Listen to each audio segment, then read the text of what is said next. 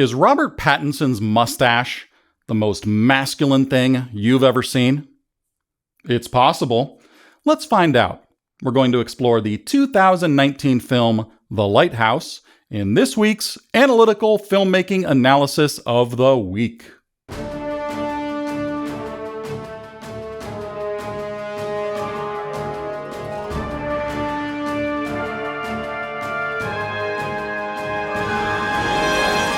By the way, this is a segment from the Carl King podcast. If you enjoy this video, remember to like and subscribe and send us burritos. This week's Analytical Filmmaking Analysis of the Week is The Lighthouse from 2019, screenwritered and directed by Robert Eggers, and starring Robert Pattinson and Willem Dafoe. Now, this is a Type 2 film, as we learned in the previous episode. And as a refresher, the 7 dimensions of a Type 2 film, according to Carl King, are number 1, surprise, 2, abstraction, 3, ambiguity, 4, subtlety, 5, nonlinearity, 6, ironic counterpoint, and 7, conspicuous slowness. So let's look at number 1, surprise. The first thing we notice visually is the aspect ratio. It's almost a square, meaning the visual image area is almost as tall as it is wide. These days, we're used to seeing films and movies that are much wider than they are tall. But Robert Eggers wanted to convey the old-timey look of films from the 1920s or 1930s. Now, that aspect ratio helps to express a sense of confinement the two men are experiencing trapped in that tiny building together. And it required the actors to physically be pushed closer together in the shots, increasing the tension. Second surprise, this film is entirely black and white, processed with a harsh, intense contrast. And it brings out all of those ugly details in the sweaty skin pores and facial hair. And there are other aspects of surprise, but I'll mention just one more. It's rare to have a film with only 2 characters in a single location. And that is a strong indication of a Type 2 film. Number 2, abstraction. Let's start with the symbolism of the lighthouse itself, which was blatantly intended to represent a male genitalia. According to the internet, Robert Eggers originally included close-up shots of real erections, juxtaposed with shots of the lighthouse, but he was forced to remove them. And that all pairs nicely with the theme of repressed homosexuality and sexuality in general throughout this film. At one point, the 2 men are drunk and trapped in a tiny room together for so long that they have an awkward moment and almost kiss. But then disgust takes over and they turn to violence. But there are also scenes where they slow dance and even cuddle. And there are also indications that Robert Pattinson's character is fundamentally uncomfortable with his own sexual desires. For example, when he's having an erotic hallucination about the mermaid, he is also disgusted by the mermaid, as well as fantasizing that Willem Dafoe is the mermaid. So I think the moment of Robert Pattinson finally reaching the light in the top of the lighthouse is him realizing that he is into naked men. And on a more surface level, there's also Robert Pattinson's denial that his real name is Thomas. It's the same first name as Willem Dafoe's character, so there's a lot of denial going on all around. The power dynamics between the 2 men is another abstract theme, because throughout the film, it is a struggle for dominance. Willem Dafoe makes Robert Pattinson do menial and physically degrading jobs around the lighthouse, while he goes up and gets naked every night with the lens at the top of the tower. He's also got gross macho mannerisms like clearing his throat all the time and mouth breathing and farting in close proximity to Robert Pattinson without any concern, because making bodily sounds is a sign of dominance. There are also direct references to Greek mythology. For instance, Robert Pattinson's character is related to Prometheus, and Willem Dafoe's character is related to Proteus. And the mermaid represents the sirens, which were dangerous creatures that lured sailors to their deaths. And that foghorn also relates to the siren's song.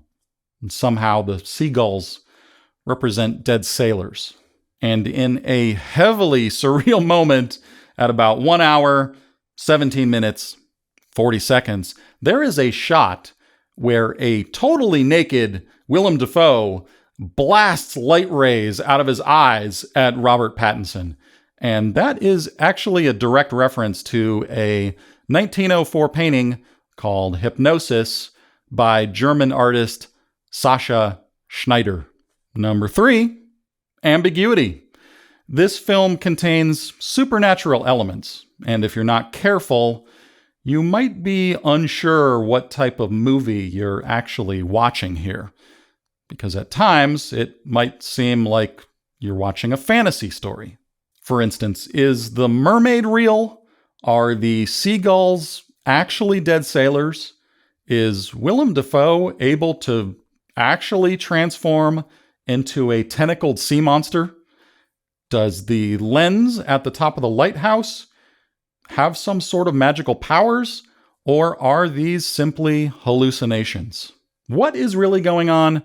We don't know, but Robert Eggers insists on leaving the film open to interpretation, and he's definitely a master of ambiguity.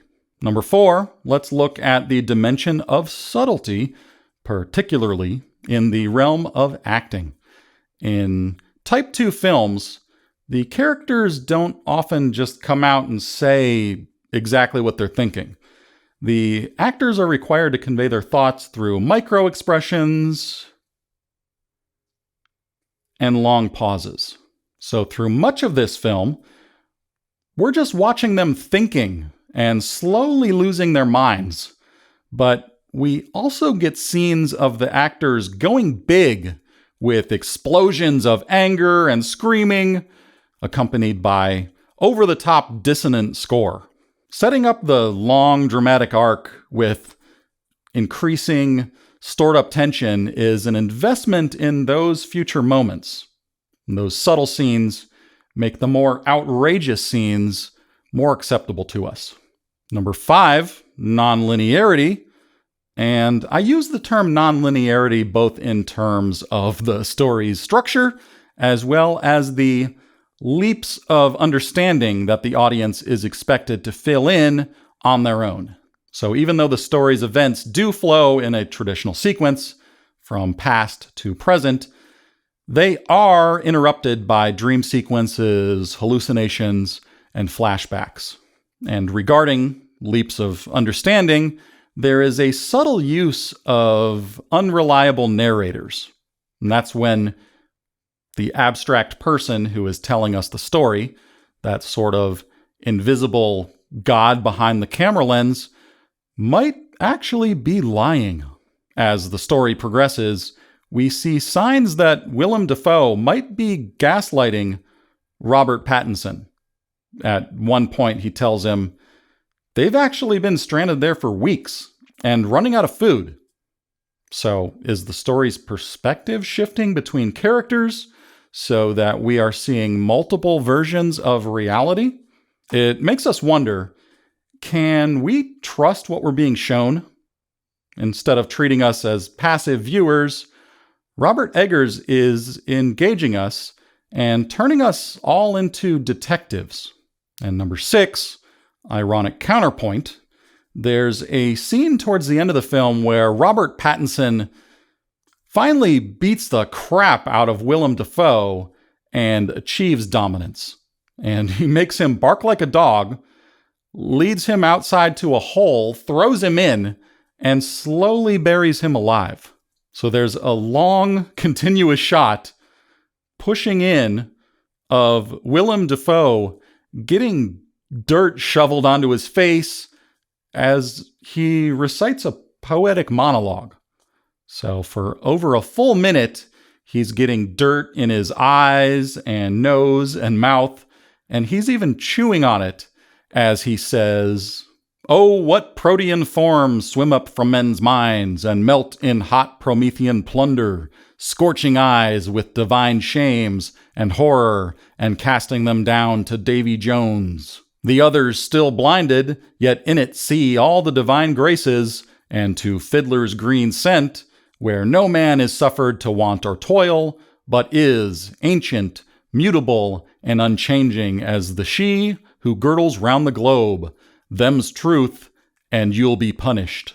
And he willingly lets this all happen and suddenly dies before he's even completely buried. And that is definitely some ironic counterpoint, because if I were being buried alive, I doubt I would lie there and recite poetry.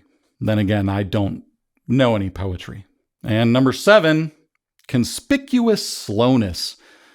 I don't think a film could be more conspicuously slow than The Lighthouse.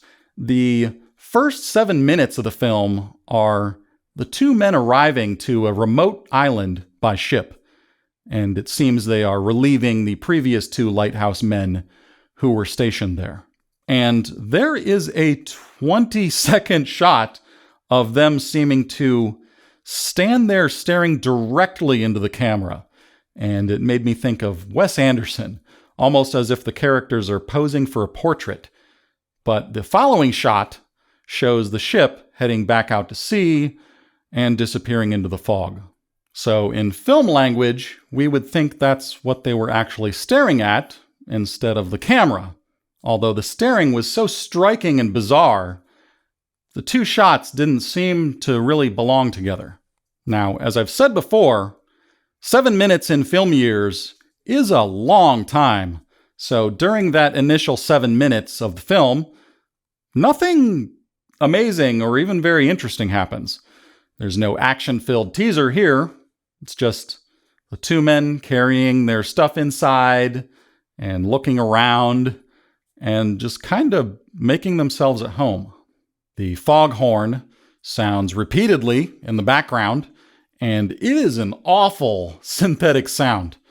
Robert Pattinson wanders around the living quarters, he lights a cigarette, and then he goes upstairs, hitting his head on the ceiling, and that reinforces that this is a tiny bedroom. There are 2 little kid beds like Bert and Ernie, and he finds his bunkmate, Willem Dafoe, urinating into a pot between the beds and farting in the confined space. And it all conveys a sense of being isolated and far from civilization. Just lots of boredom mixed with being trapped with another dude's bodily sounds. The first dialogue appears at 7 minutes, 11 seconds, and the 2 men sit at a cramped table for a meal. In my own totally subjective opinion, they are sitting way too close, facing right at each other in each other's personal space. And without any context, Willem Dafoe recites a poem. Now, up until that point, I had seriously wondered if this might be a film made entirely without dialogue, and I was ready to enjoy that.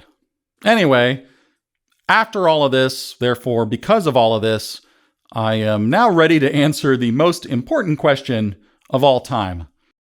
Is Robert Pattinson's mustache the most masculine thing you've ever seen? Well, I had previously watched Robert Eggers' other films, The Witch and The Northman, but I didn't expect to enjoy this film as much as I did those. So I gave it 5 out of 5 stars and a little heart on Letterboxd. Okay, that's it for this week's analytical filmmaking analysis of the week. If you enjoyed this video, support the creation of more by joining my Patreon for $1 or $5 a month. That's patreon.com/Carl King.